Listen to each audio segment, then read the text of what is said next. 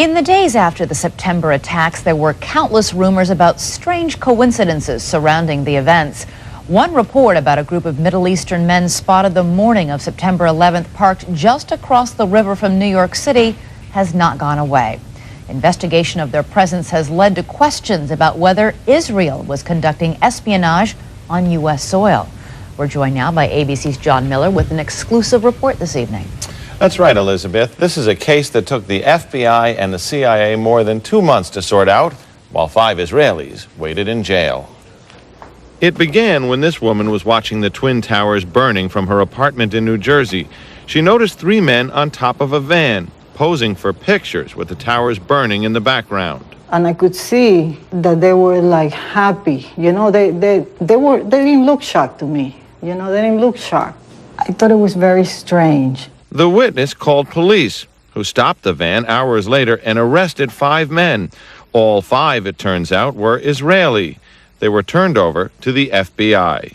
Sources tell ABC News during a check of national security databases, some of the men were listed as having had connections with Israeli intelligence. At the FBI, that set off alarm bells. The FBI needed the answers to 3 important questions.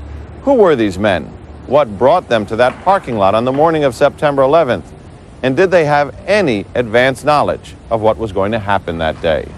The men said they were just taking pictures at the time. They said they worked for a company called Urban Moving. The FBI obtained a search warrant for the company's offices. 2 SUVs were filled up with between 9 and 12 boxes and computers. Not long after the arrests, the offices of Urban Moving were simply abandoned. Almost everything was left behind. In jail, the 5 Israelis were repeatedly interrogated and given lie detector tests. Stephen Gordon was their American lawyer. They were asked questions if they had ever been approached by or hired by any non-United States intelligence community.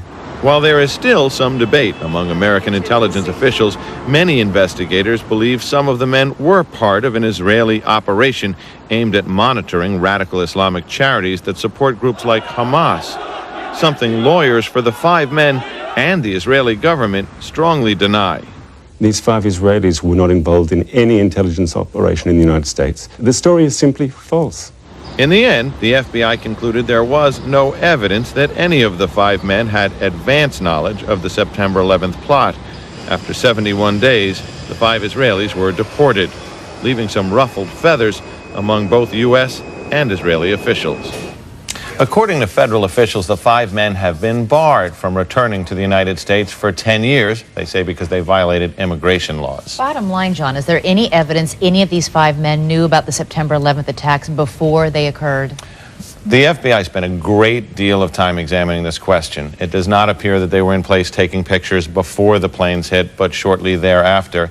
And they say they haven't uncovered evidence that any of these 5 men, and they did their backgrounds, they searched apartments, they telephone records and so on, had any advance knowledge of the attack. And while the FBI or certain sources might believe that in fact they were Israeli intelligence, they don't believe that the U.S. was a target, that they were actually investigating Muslim groups? They believe if this was an intelligence operation by Israel, that it was focused on the Islamic groups and charities that raise money for groups that are considered by U.S. law enforcement and others terrorist groups.